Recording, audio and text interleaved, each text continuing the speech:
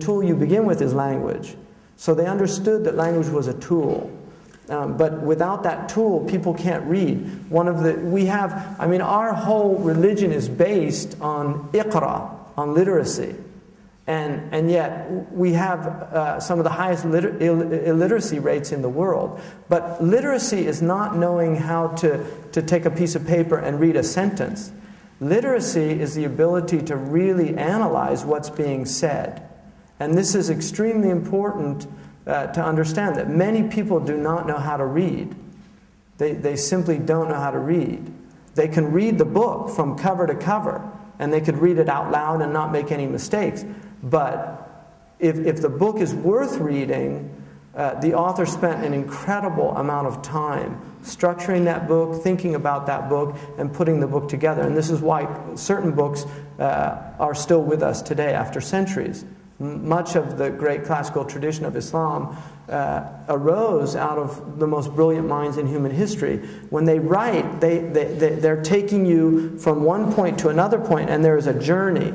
And during that journey, they are imparting things. Some of them are valid, and some of them are invalid, but teaching people how to read properly, how to assess, how to analyze language.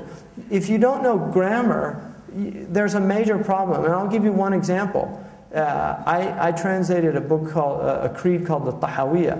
Every single English version of that creed that I looked at had major mistakes because the grammar wasn't understood. Every single translation, without exception, had at least one. Some of them were quite good. But they were things like not knowing, there was a word, al-istita'atu, not knowing what amma, when you use amma in the Arabic language, amma istita'atu, now we have a different, we're moving into a different, so the same word is used in the beginning of the sentence, but then the same word is used, but it's preceded by a particle that indicates it's a different type of istita'a. Nobody saw that. Now, it could be a slip from the translator, but it could also be just simply not knowing the grammar. Every single translation of the Quran that I've ever seen, this is the first verse that I look at in Surah Ash-Shura, is Allah says, "Laysa kamithlihi shay wa huwa as-sami' al-basir." The wow there, every single translation I've ever looked at, it translated as a conjunction. It's not a conjunction. It's called isti'naf. It's not atf. It's not harf atf. So it says, there's nothing like God. And it's not and He is. It's yet He is. So these are very subtle points of language, but they radically alter meanings. And this is why grammar is so essential if you're going to train a mind. Now, the early people, you can argue, well, Sahaba didn't know grammar, but they knew what amma meant. They knew that that was waw al-isti'naf. These things were intuitive because when language is at its key point, like Shakespearean English, they had grammar books, by the way, during that period. But people understood language. Language devolves. It becomes degraded. So now, grammar is no longer even taught. Children don't learn grammar. I mean, my mother, who studied in Catholic schools, she's teaching English to, she's in almost 90, and she volunteers 3 times a week to teach Mexicans English that are living in California. And she was saying to me the other day, I visited her before I came over here, she said, do you know there's so many grammatical mistakes in these books that are teaching these people English? And I said, like what? She said they end sentences with prepositions. I said, that's considered okay nowadays.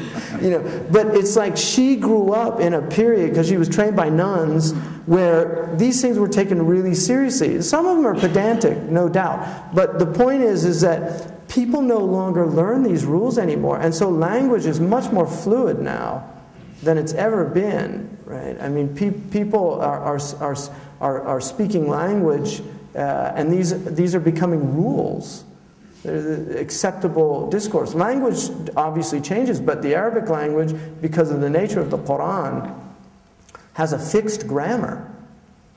the modern Arabs make a lot of mistakes in the newspapers and things like that because they haven't studied Arabic grammar. But if you're going to learn the classical tradition, you have to learn the grammar. And the grammar, even though there are points that are debated and things like that, when you get into higher levels of grammar, it's extremely important. So the instruction of these tools is very important. And then you move to the purpose of the tools, which is to learn subject matter that is not instructional but educational. So these are the things that where you need, you sit in circles traditionally and discuss things. You discuss books, you discuss texts. This is where you're introducing young people into dialectical learning. And it's the most rewarding type of learning there is. Instructional learning is me imparting my knowledge to you. If I've learned grammar, I can instruct you in grammar, or mathematics, algebra. But dialectical learning is where we actually look at a poem together and discuss what we think the author's intent of the poem was, or what that poem means to us. And this is not a kind of rap session, because if you have the tools, and if you understand the tradition, then you can actually arrive at things that are consistent and meaningful. So the Quran is certainly the highest level of that, because the Quran is an unending ocean of meaning.